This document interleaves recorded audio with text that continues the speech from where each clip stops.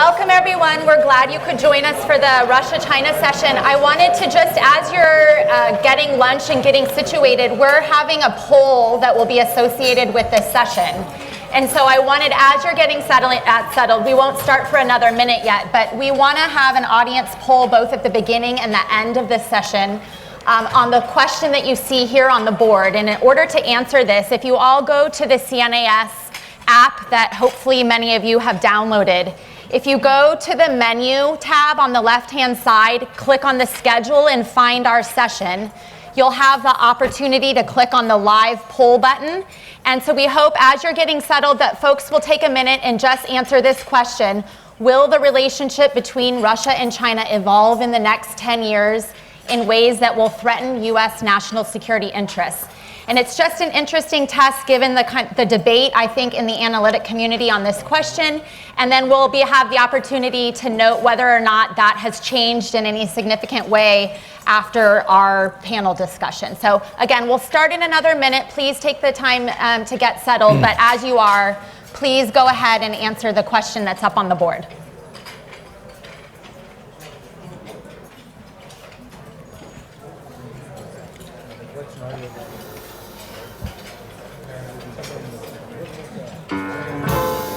If you haven't voted, please vote. 2, if you're not going to eat your dessert, set it to the side. I will pick that up later. We have a great panel today to talk about a subject that couldn't be more important at the moment, U.S. Russia-China relationships and the implications for the United States. My name is Greg Miller. I work for the Washington Post. I had a book that came out not too long ago about Russia and Trump, not so much China, but we'll see where our reporting at the Post goes in the future. Let me introduce our panelists. Let me start with Robert Sutter, who is a professor of practice of international affairs at the Elliott School of George Washington University, and serves as the school's director of the program of Bachelor of Arts in International Affairs. PhD graduate in History and East Asian Languages from Harvard, Sutter taught full-time for 10 years at Georgetown University School of Foreign Service and part-time for 30 years at Georgetown, George Washington, Johns Hopkins, and the University of Virginia. He has published 21 books, so that's 21 for Bob, 1 for me. He's got me by a few. Bob is his most recent books include Foreign Relations of the PRC, The Legacies and Constraints of China's International Politics Since 1949. Andrea Kendall-Taylor, who organized this panel, is a senior fellow and director of the Transatlantic Security Program at the Center for a New American Security, which we should all thank for hosting this terrific event today. She works on national security challenges facing the United States and Europe, focusing on Russia, populism, and threats to democracy, and the state of the Transatlantic Alliance. Prior to joining CNAS, Andrea served for 8 years as a senior intelligence officer.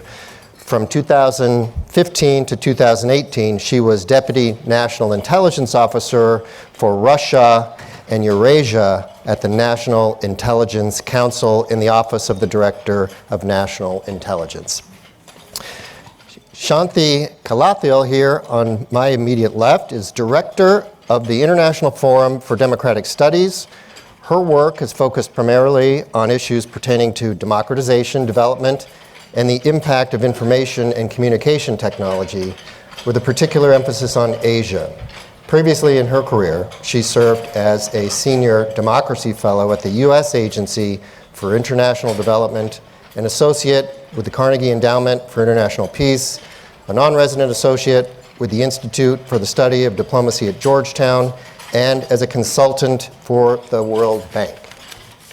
And finally, on the far end of our stage today is Jeanne Wilson, who is the Shelby Cullum Davis Professor of Russian Studies and a Professor of Political Science at Wheaton College in Norton, Massachusetts. She is also a research associate at the Davis Center for Russian and Eurasian Studies at Harvard, has a PhD in political science from Indiana University, whose research interests focus on comparing Russian and Chinese foreign policy, both with respect to their efforts to construct a national identity and their status as relative outliers in the international order.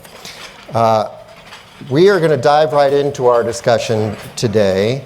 And for starters, I just wanted to ask why such pessimism in the poll here. 81% think that Russia and China will evolve in the next 10 years in ways that will threaten U.S. interests.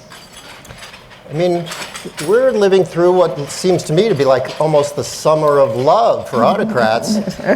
We have love letters coming into Washington from North Korea. We have a terrific relationship between the U.S. president and Vladimir Putin. And just a week or two ago, we had Xi Jinping say that Putin is my best and bosom friend. This is the age of autocratic affection. I want to ask Andrea and Shanthi to help us understand what is happening.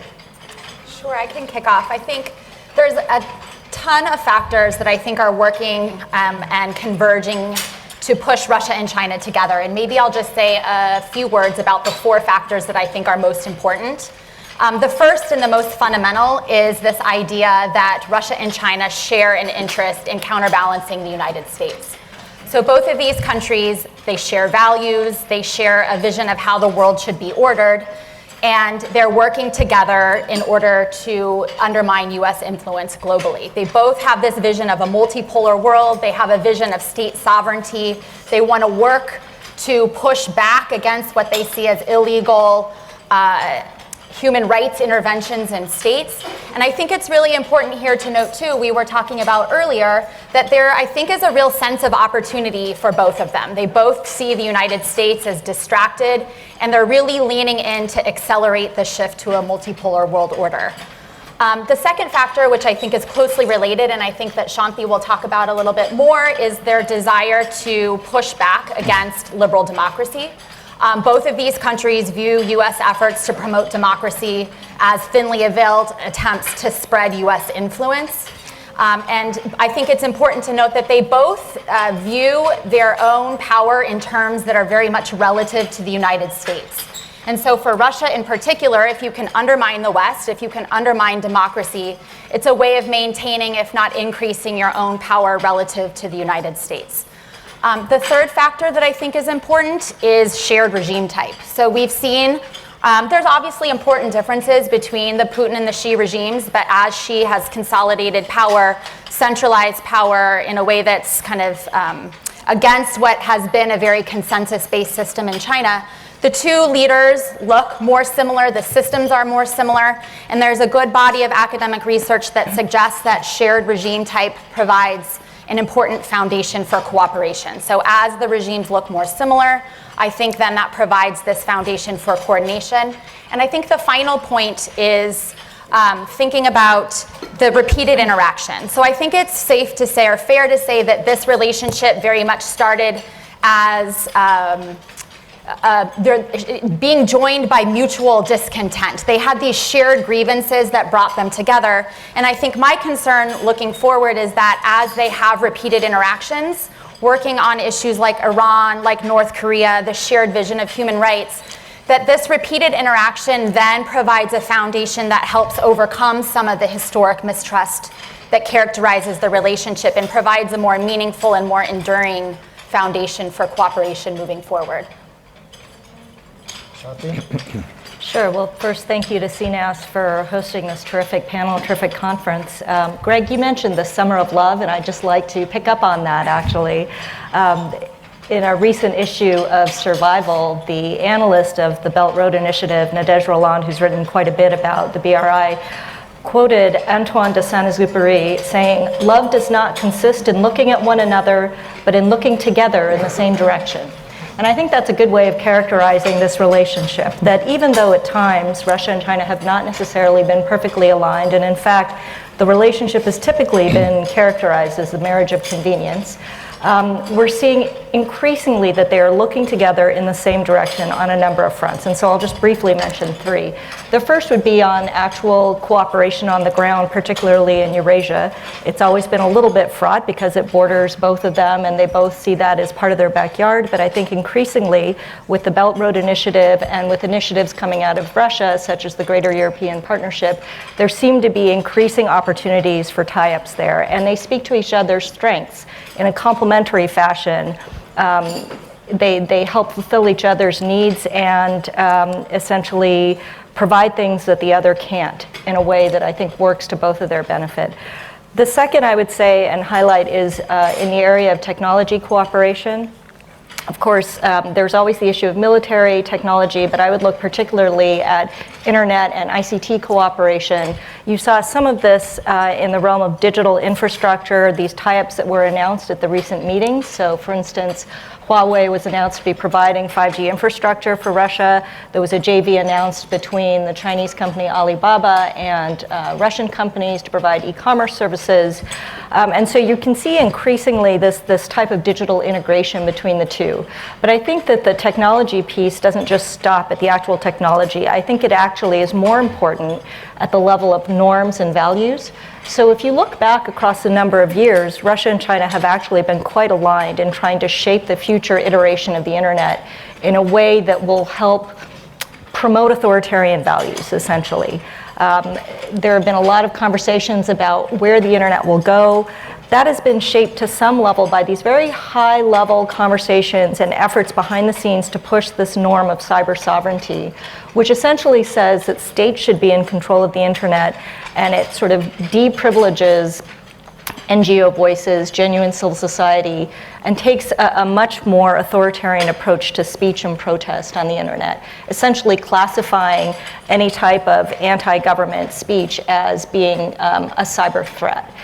And that gets to the third piece, which I think picks up on what Andrea mentioned about the democratic values, which is at their core, I think that they understand that democratic norms, institutions, and values underpin the liberal international order. And while they may have different approaches to how they see that, while one may want to burn it all down and the other may want to sort of come at it from within, essentially they don't see a privileging of democratic values as being compatible with their own interests. And so working through a number of these different spheres, I think they'll find avenues where they can collaborate rather than compete more effectively in the future. Okay. So, shared grievances, areas where they see effective collaboration and countering Western influence, kind of shared perceptions of what threatens their interests. I want to get to the other two panelists, asking Bob and Jeanne, if we've just heard what is driving these two countries together, what are the constraints on the relationship between Russia and China? Bob? Well, thank you very much. It's really a pleasure to be here, but I feel that I'm one of your 81 percenters, and so I think the drivers overwhelm the brakes. But I want to talk about the brakes. There are basically three that I see. One is Mr. Putin wants to be a powerful force, and increasingly he's a junior partner. And that trend will continue. The Russian economy is one-tenth the size of the Chinese. One-tenth the size of the Chinese economy. We lost your sound. I know. We came back on. And I don't control it. Sorry. And so the upshot of this is that this trend is going to continue. But each one of these breaks, though, takes a long time.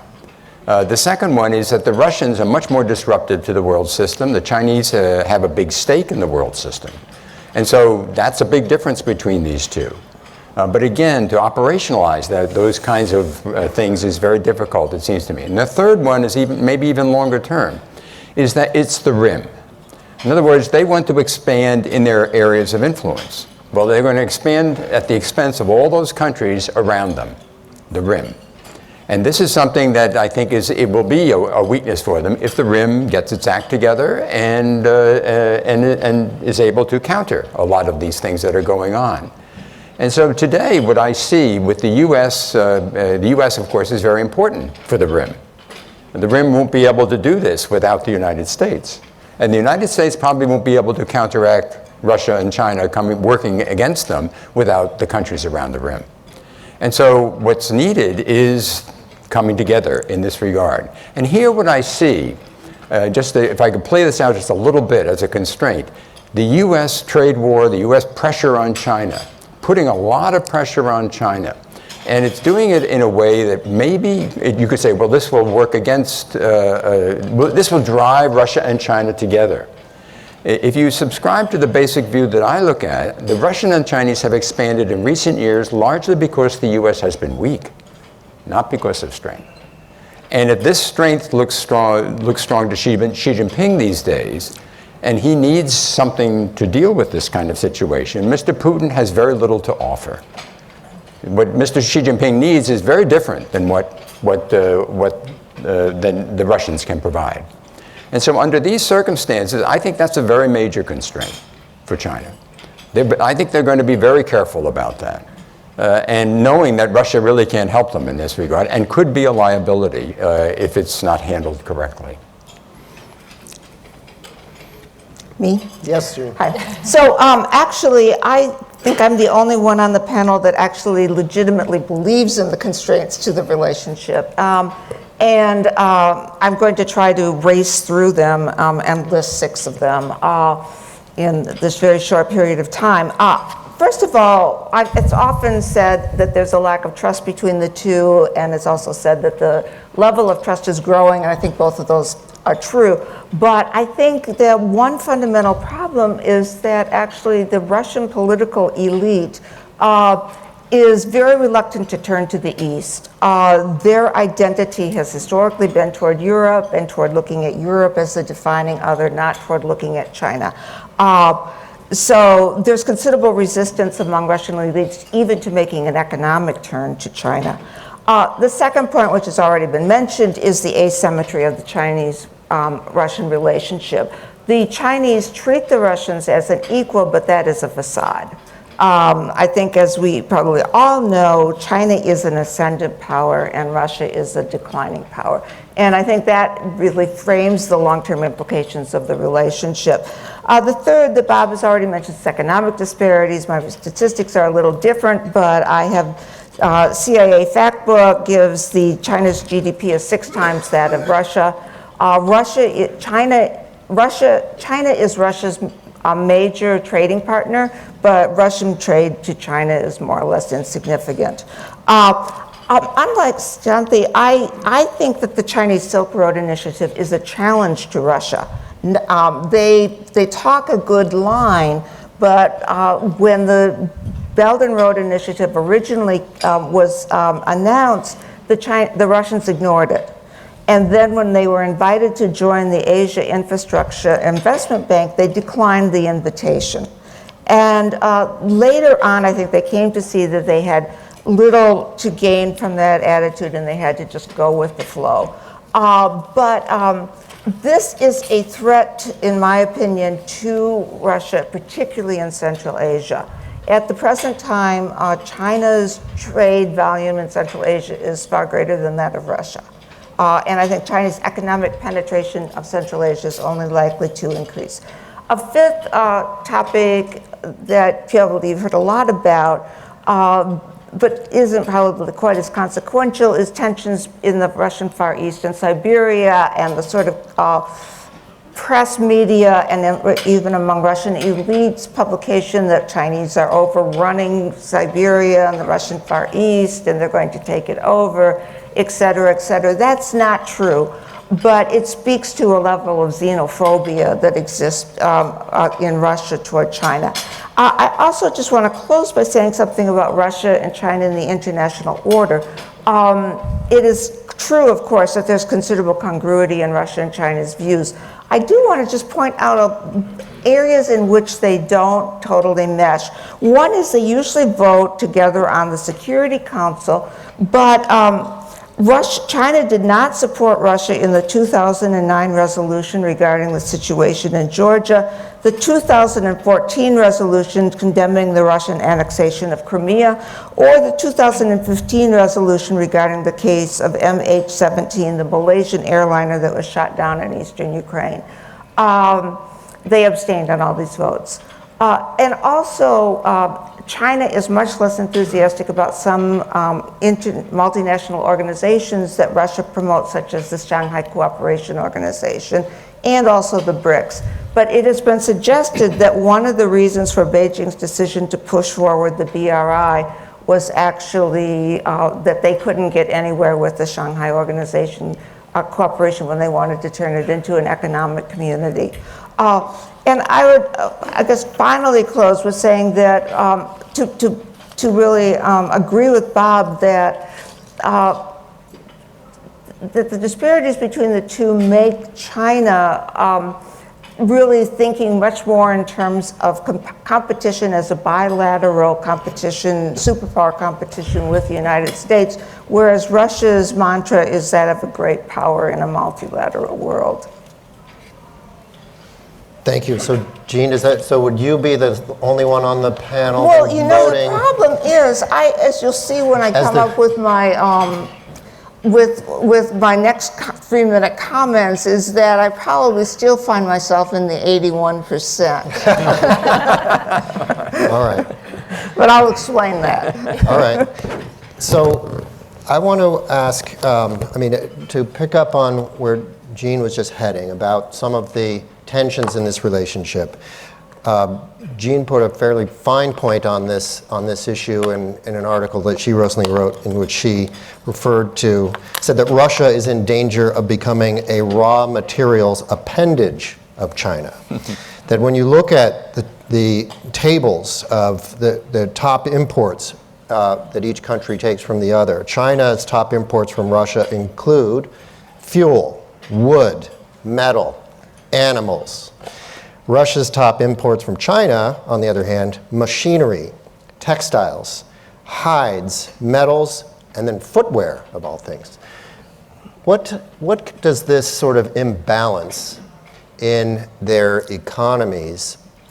I want to get the rest of the panel talking about this imbalance and how you see this sort of as a constraint on their ability to emerge as significant enough partners, regional partners, that it would pose a meaningful long-term challenge for the United States. Andrea? Yeah, I think the asymmetry is real, and I think Putin is well aware of it. But for him, the United States poses an immediate risk. And China is this long-term, much more amorphous risk that I think he will try to figure out how to manage later. And so he's willing to trade that risk. His immediate concern is the United States, and I think he's willing to accept this longer-term risk down the line. And I also think, there's something that's different in my view about the way that Russia thinks about China relative to the way that they think about the United States. So with the United States, it's all zero sum. What the United States gains, Russia loses. And my take is that with things like the Belt and Road Initiative, that Russia understands that is kind of a fait accompli, that China will certainly benefit to a far greater extent than Russia will, but Putin's okay with that. Like, as long as Putin benefits a little, I think, and what we see increasingly is that he's much more resigned and getting more comfortable with being the junior partner. And I think when we talk about the elites, that maybe they don't look east, I think 2014 changed that to a significant degree. With 2014 and the sanctions on Russia, I think there was a wide recognition that there are no opportunities in the West. And I think we should also note too that this trend towards closer relationships didn't start in 2014. It didn't start with Donald Trump. We've seen a warming and a deepening of these relations that date back at least to the end of the Cold War. But it was really 2014 that dramatically accelerated that, because I think the elite and Putin calculate that there are no options in the West and that they are kind of increasingly resigned to play the junior partner.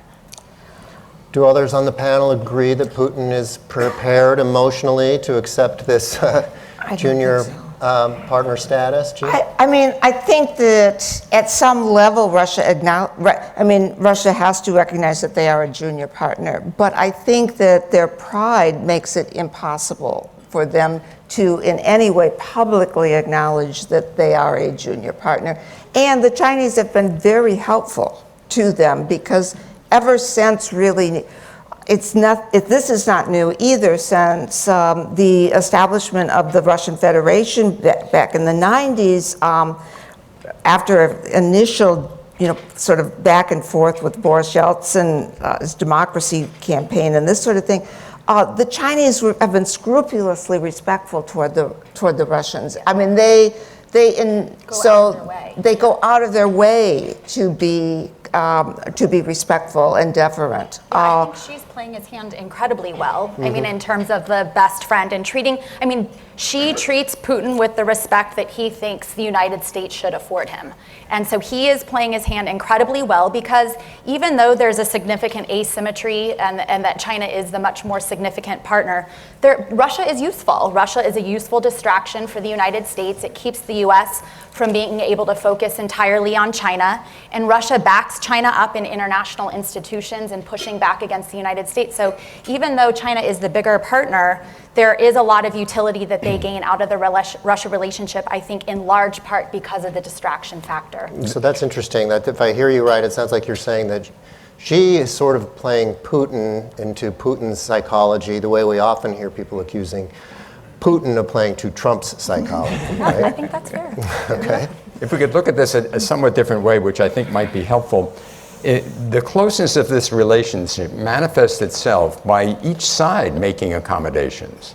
So obviously Putin has justified, he says, looks at China's sphere of influence in Asia, that's much more important for China, so he's quite prepared to make sacrifices in the South China Sea, on Korea. He's quite prepared to take positions that are really antagonistic to some of Russian interests there. But the Chinese do the same thing in Europe and the Middle East.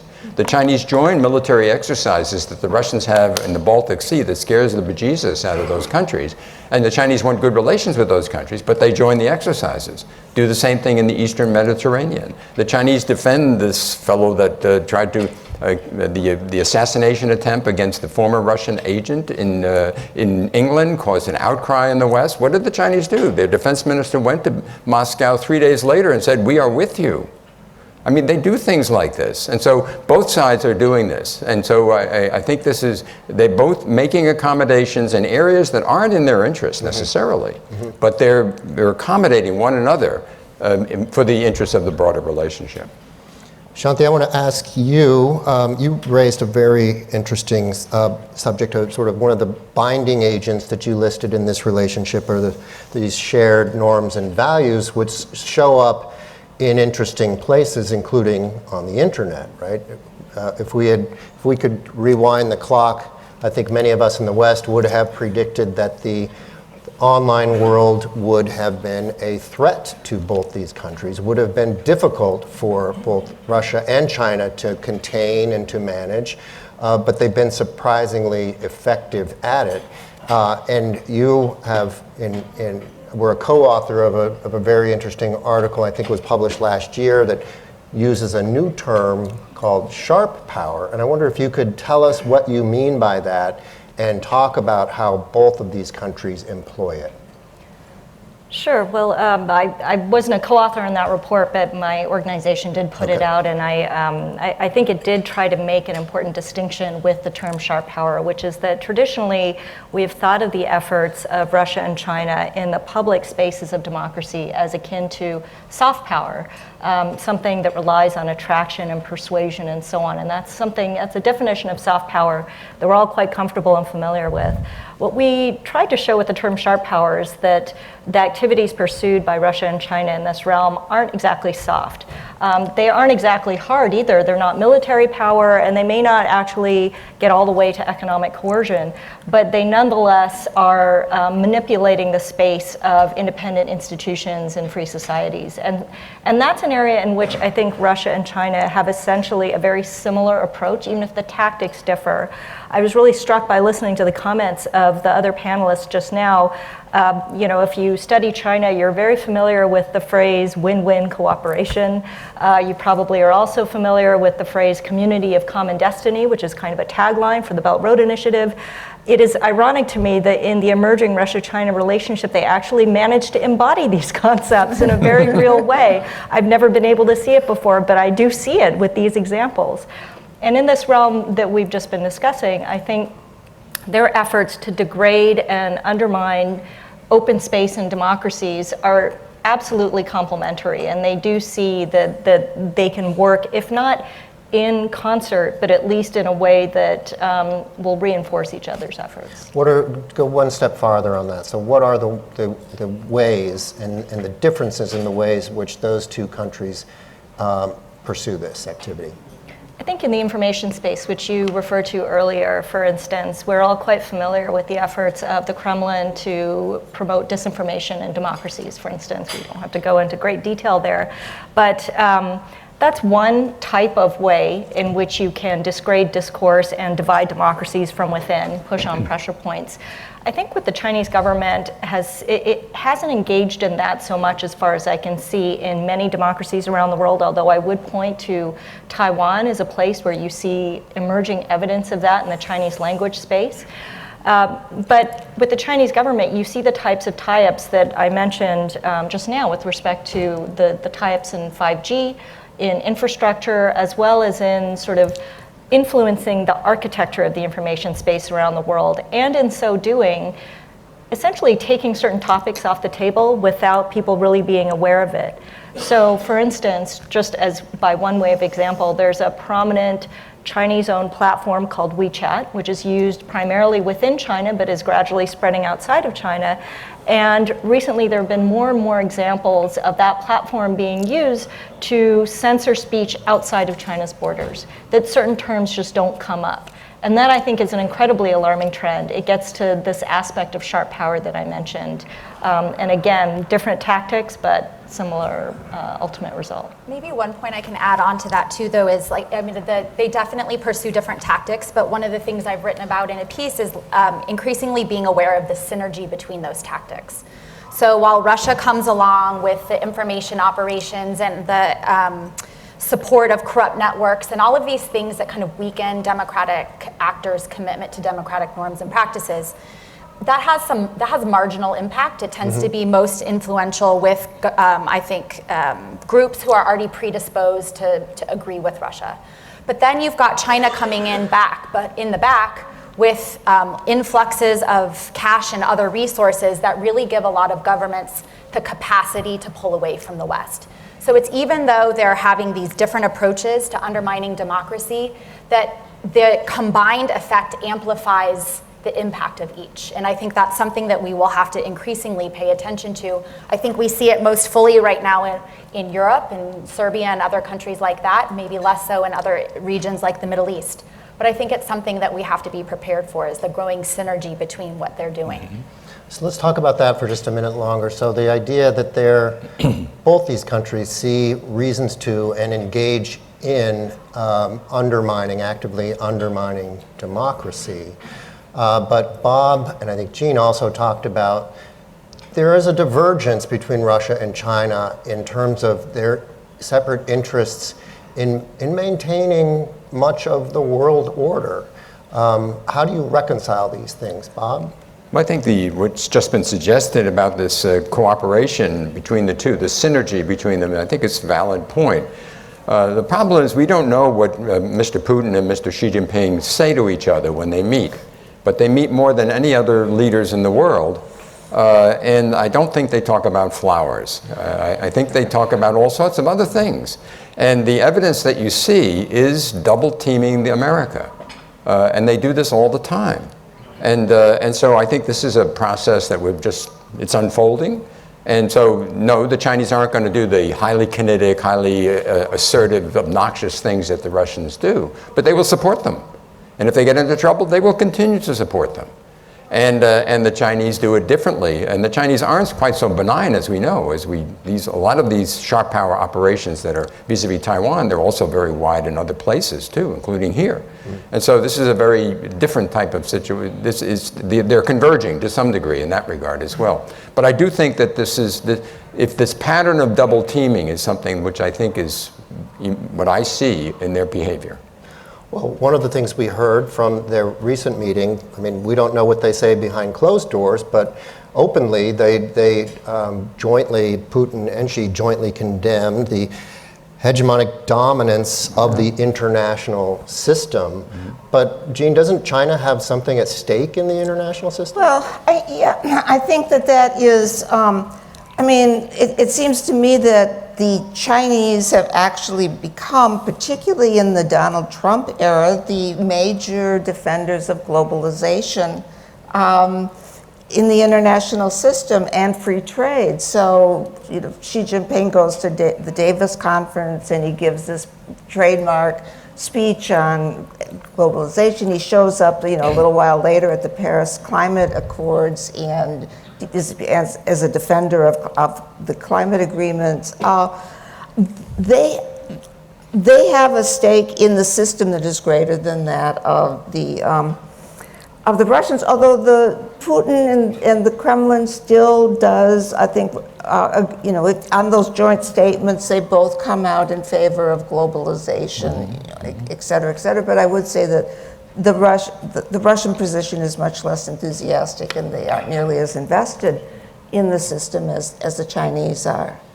Can I just add, though, that I think that the Chinese government, I should say the CCP, is quite adept at using the language of the liberal order against it. And so they will use terms like globalization and values and, it's been, I think, a deliberate attempt to use that language and to convey to maybe undecided states around the world that, hey, actually, we are supporters of the system.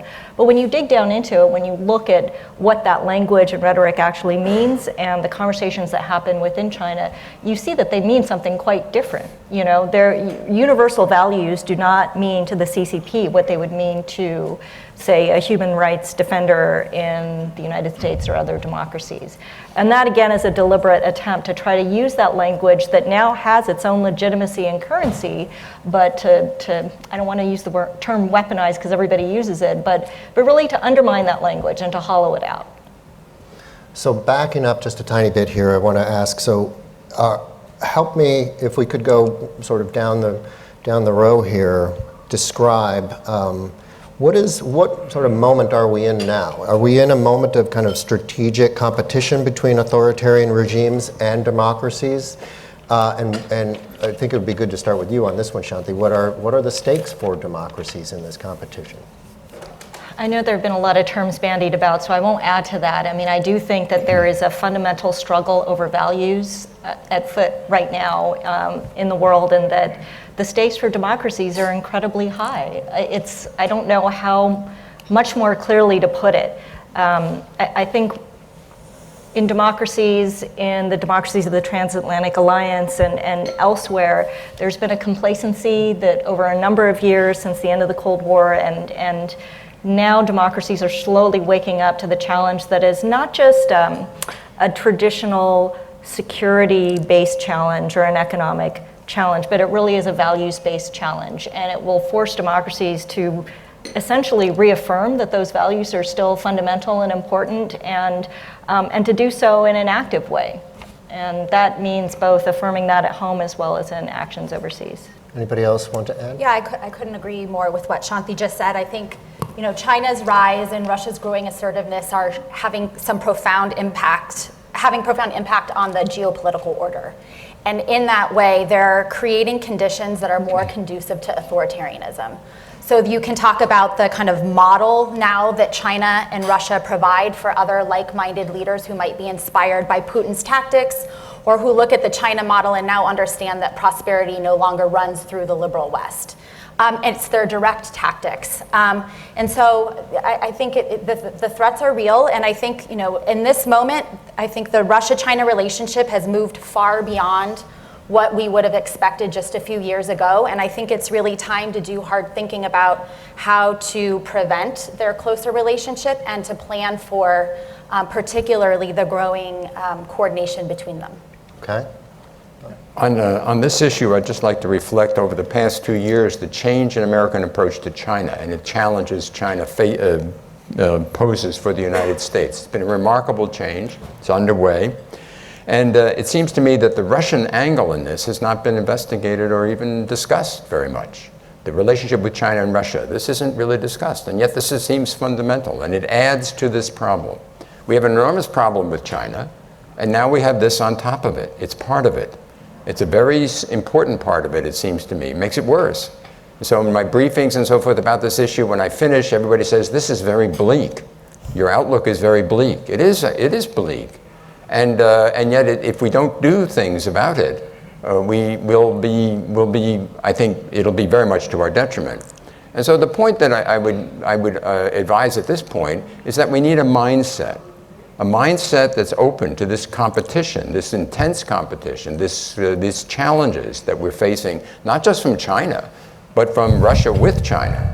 And I think this is a very powerful challenge to the United States and its allies and partners, and I think we have to face up to it and examine it carefully and figure out ways that we can deal with it. Okay. Anything to add, Jeanne? Well, I have to say that I'm probably a little bit on the outlier on this one because I'm a little less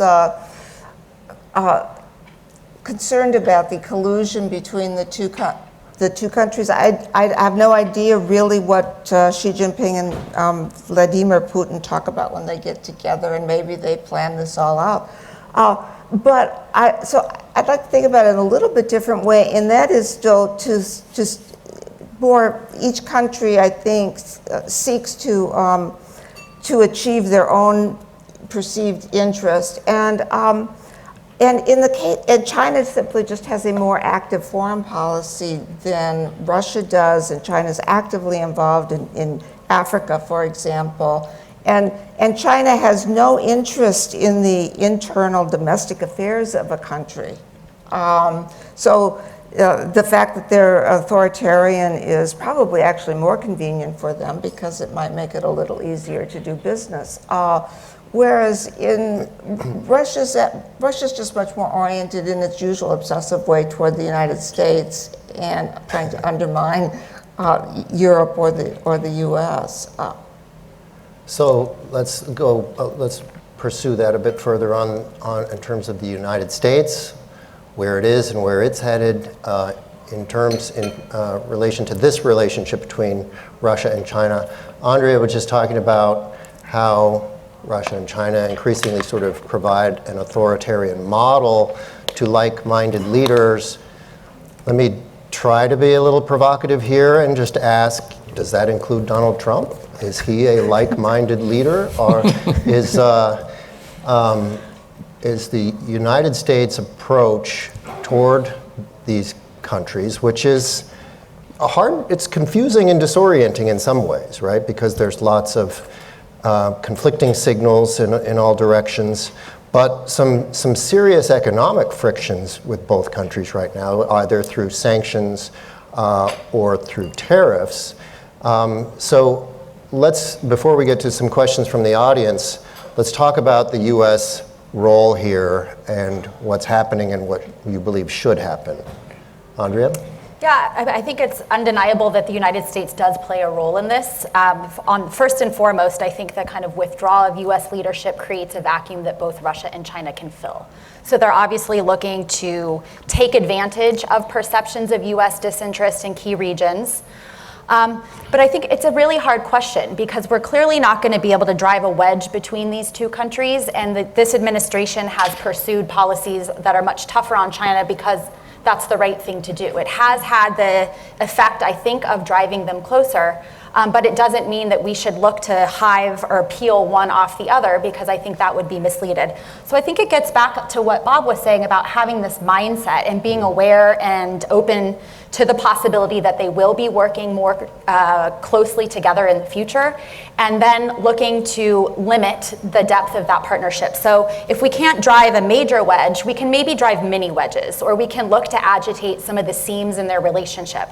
So their interests are aligned, but they're not entirely overlapping. So on things like arms sales, like arms control, there are some fissures in the relationship that I think the United States could look to exploit. Making the diplomatic case to the Chinese about what Russia is doing to create disruptions in important regions like the Middle East that might eventually threaten China's economic interests. There's ways I think that we can try to pull on the seams. And I also think we have to be mindful about our policies towards one or the other. So right now we kind of think about the problem of Russia, we think about the problem of China, but COTSA, for example, limits arms sales to a lot of countries in Southeast Asia that need those arms to deter China. So we have to be aware, I think, of this relationship as we're moving forward, and it is very much of a mindset, and I think it's looking for opportunities to at least slow or contain the depth of that partnership. I would add that we're coming at this at a time when we've been perceived by both of these leaders as weak. This is the opportunities of weakness, I think, is the main driving force in Russia-China advances over the past 6 or 7 years. And so therefore strengthening, on the one hand, will make the Russians and Chinese cooperate more together, perhaps, drive them together, as you will. But the alternative, I think, is worse.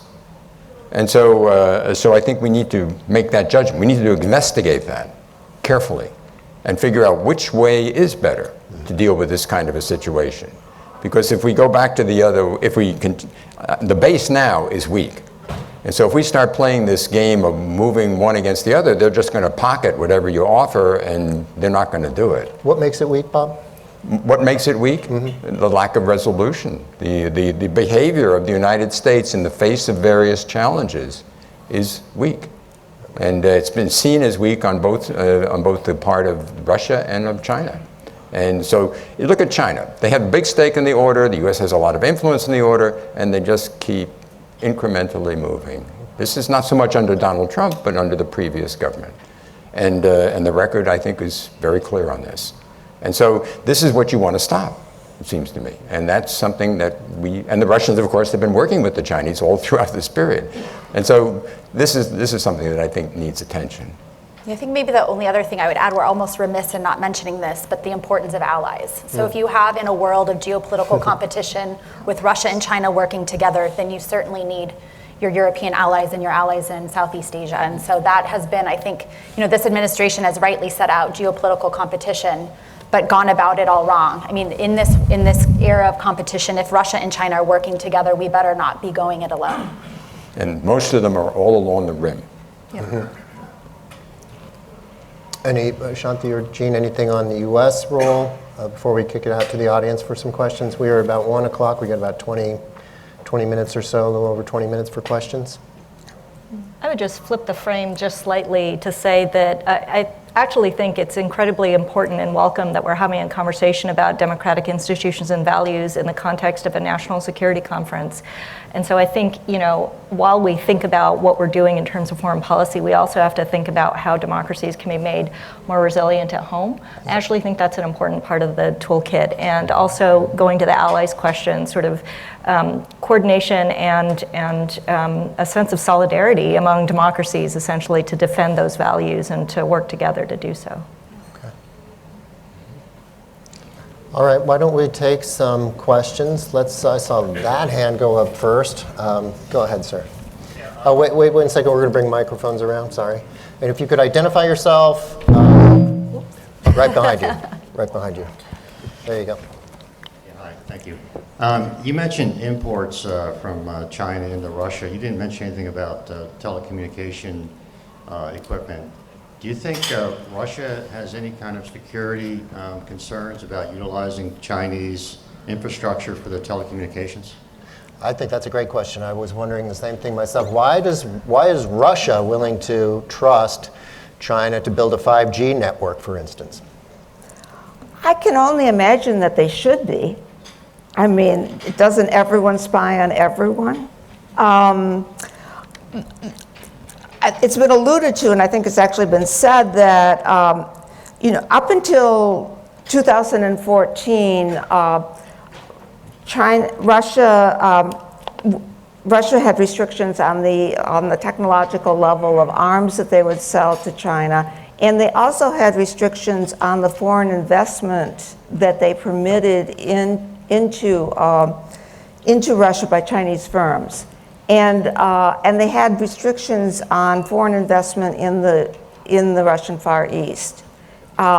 There's still a real reluctance in the Russian Far East to have Chinese investors come in, so it's more or less a passive affair. But the Russians have lifted those restrictions to a large extent, which then leads also to what we've also been talking about, which leads to greater dependency on China in the Russian economy, because the Chinese are not interested in investing in textile mills in Russia. They're interested in the energy sector by and large, or minerals.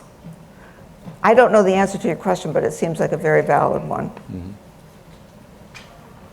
Can we come over here to the side of the room?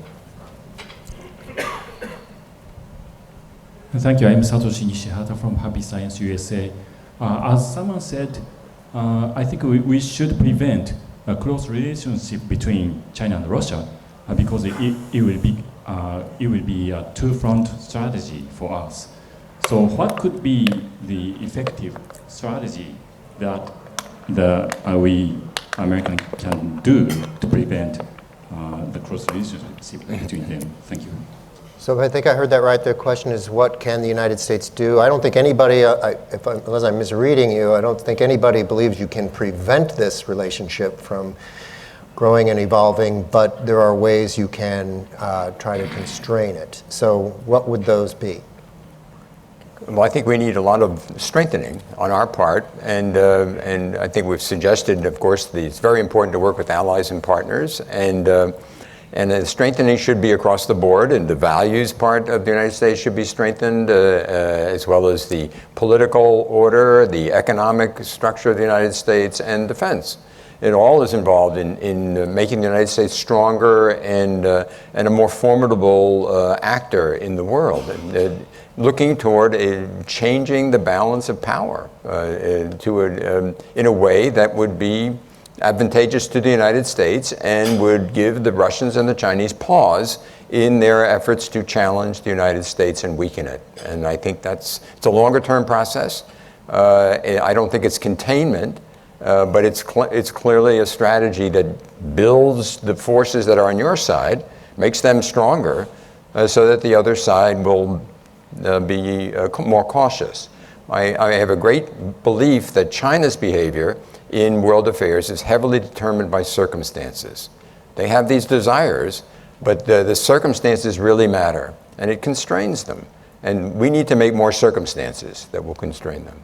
Yeah, I think it's preventing it. I think the ship has sailed to a large extent, and so what we have to think about is like mitigation or kind of slowing the alignment between the two countries, and that's why I was looking for seams in their relationship that we might be able to exploit in key regions. So in the Middle East, for example, they compete over arms sales or they compete over nuclear deals.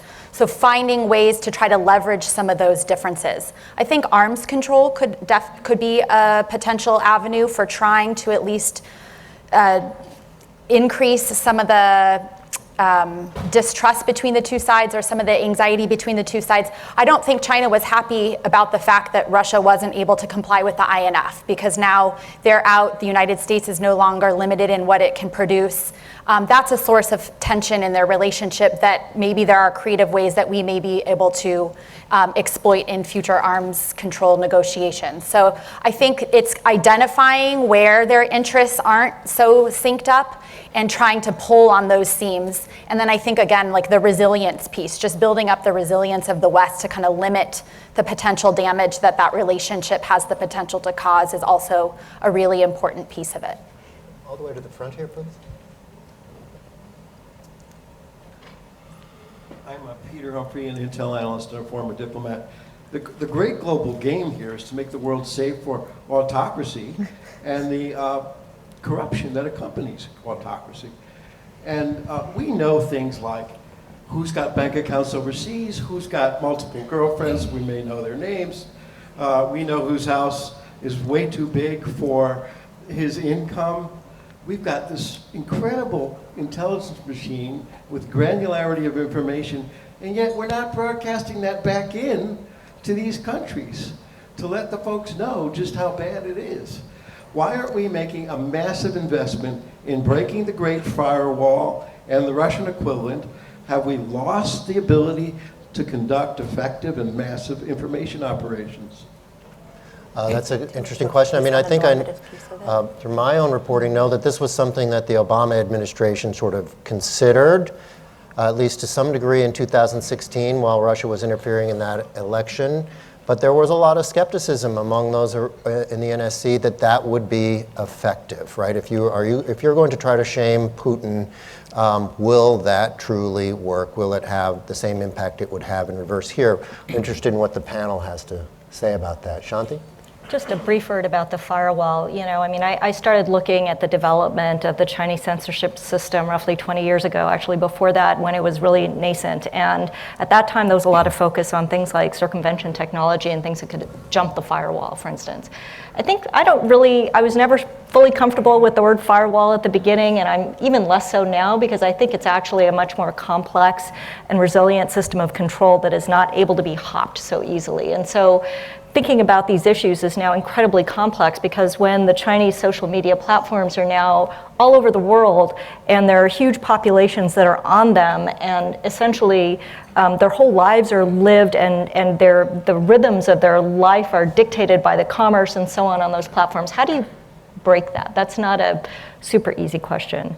But just, I think, to the broader point and to pick up on something that Andrea said about resilience, I really do think that in a lot of these cases, the best offense is a good defense. And so to the extent that you can harden some of these systems against the corruption and expose some of these things, if you can put in better laws against money laundering, sort of shine a light on the beneficial ownership question, all of these things which are happening to some degree in the US, the UK, and Europe, those are all beginning steps towards that. It doesn't get to the offensive information operations question, I know, but it really can be quite effective in showing populations in those countries sort of, here's where the wealth is. Here's the giant house in London. You know, where did that come from on this salary? And that's something sort of combating the issue from the angle of kleptocracy could be really effective, I think. But just from being in the intelligence community, I think maybe when some of those deliberations are going on, I think the skepticism about the ability to destabilize regimes with expositions of corruption, I think we were really skeptical about that. I think these countries and the people living in them are generally aware of the extent of corruption that permeates the system. And so kind of one exposition of corruption is unlikely to be able to undermine these regimes. I think when we talk about, Putin has and I know Russia much better than China, has a firm hold on power. And so being able to expose corruption, I think in and of itself is unlikely to destabilize that regime. It's gonna have to be a confluence of a whole bunch of different events. So let me just clarify. I agree with that, and I think that's what I was trying to get at with my defense sort of comment, which is if you don't leave any place for the money to go and be safely parked, that's really effective. And that undermines the regime because that's the whole logic of the regime. So it's useful from that sense, but not from toppling a dictator, I think. It strikes me also as somewhat counterproductive given the Chinese and the Russian mantra that the United States is seeking to destabilize their regime to undertake a policy in which we seek to, publicly seek to destabilize Russia or China. Plus, I would be very skeptical that Russians or Chinese would be particularly incensed or shocked, actually probably the better word, by the publication of corruption, of wide-scale corruption. If I could just say one point, this is just the type of discussion we should be having about all sorts of levers of possible use in this difficult situation. Over here at this table, right. Bill Barkell, I'm a retired Foreign Service officer and current consultant with the Defense Department contractor. Dr. Sutter mentioned that one way of countering this is the United States getting together with the RIM countries. And the gentleman over here with his question on how can we counter these things, it seems to me we threw away a great mechanism when we backed out of the Trans-Pacific Partnership. Oh, no kidding. I mean, just as NATO has always been more than just a defense relationship, it's a forum for political and other talk. The Trans-Pacific Partnership would have been the same thing, and we just threw it away. We ceded that element to China, it seems to me. I couldn't agree more. And now the Chinese have, I can't remember what it, RCEP. And that will become the alternative to which the United States will not be a member of. But then again, I really think that the current administration's policy toward Asia has really left China in an enviable position in many respects. This gets to our how do we work with partners and allies and so forth. It's a very good point that you're making. I would add, not to defend anybody, but the American people did this. Donald Trump really didn't do this. Bernie Sanders did it too. Hillary Clinton did it. Ted Cruz. Look at the elections of 2016. They all backed up. Well, that's the point I'm getting at. The American people didn't want this. And so we need to work on this as a country. It's not just one administration. It's much bigger than that.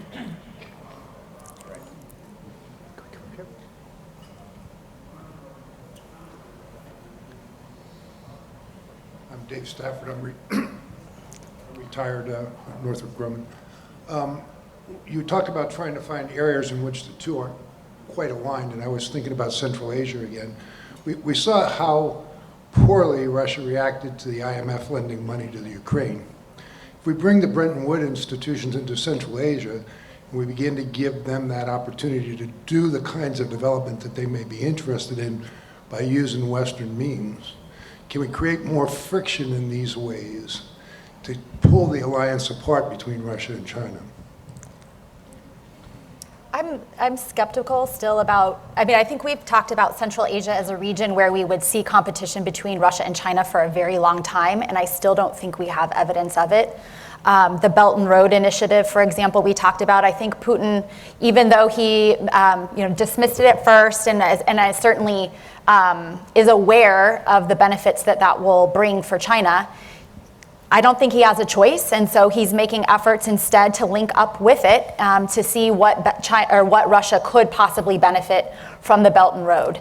And so, The question is inserting ourselves in that process, the West into that process by using Western institutions. I think it goes back to kind of focusing on interest, and I think Putin, that's an area of historic interest for Russia, and I think Putin understands that. And so I think he will be willing to push and prod just as he did in Ukraine because he understands the asymmetry of interest. And so I just think that's a really challenging region for the United States to increase influence at this point in time. I agree. Look at the record. The United States is withdrawn from Central Asia. And the involvement there was heavily pegged to our forces in Afghanistan. And so the foreign aid is way down, leadership doesn't go there. And so America doesn't want to do this, Republican or Democrat. They don't want to get involved in Central Asia. It's very hard to do business there, it's corrupt and so forth. And so in fact, it does seem to be neglected by the United States. It's not in the rebalance policy. And I think for good reason. It's sort of a loser, I think, from the American point of view. So to get the Americans to do that would be extraordinary, it seems to me. Way in the back, please.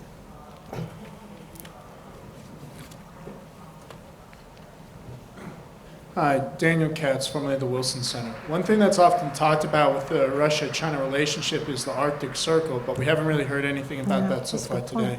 Could y'all just kind of quickly comment on Chinese-Russian cooperation, competition in that area? Thank you. Arctic Circle, anybody? There's been a lot of news. I have a stack of news things that I need to read, and it's in that stack of their closer cooperation in this area. I haven't seen it yet, and so I can't give. I'm sorry. I should have read this stack, but I think things are happening between Russia and China, more cooperative in the Arctic, but I don't know what they are, so I can't speak to that. Well, I'm no authority on the Russia, China, and the Arctic Circle either. What I do understand is that China has defined itself as a near Arctic state, which seems rather strange, but thousands of miles, but nonetheless. It's also my understanding that there actually are more tensions between Russia and China in the Arctic than maybe are exhibited. I was reading, I brought along with me to read before coming to this presentation today, a paper by Stephen Blank, and he had about 10 pages on the Arctic Circle. And he was making that argument that, unsurprisingly, the Russians consider the Arctic Circle to be their sphere of influence and domain, and they're not very enthusiastic about a joint project between the two of them in that particular case. I would just quickly add, I think China considers itself to be a polar great power, not just the Arctic. And so, yes, there's a Silk Road on ice, which I love that title. Yeah, it's becoming very active. So I think we're just about out of time here.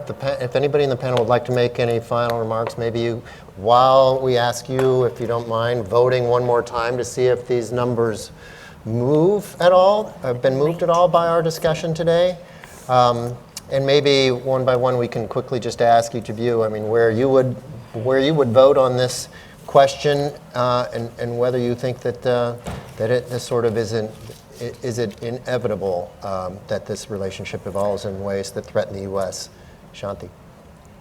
I think that the relationship will evolve certainly in ways that threaten the interests of the U.S. and other democracies. And I guess for one closing thought, I have seen a lot of talk about sort of the idea of Russia and China trying to mold the world in their image as being unrealistic. And I do think if you frame it in that way, it seems unrealistic. I think framing it in that way, though, is a bit of a straw man. It's not that Russia and China see the entire world looking exactly like Russia and China. Rather, that the world will align itself in a way that will allow their interests to essentially proceed unimpeded.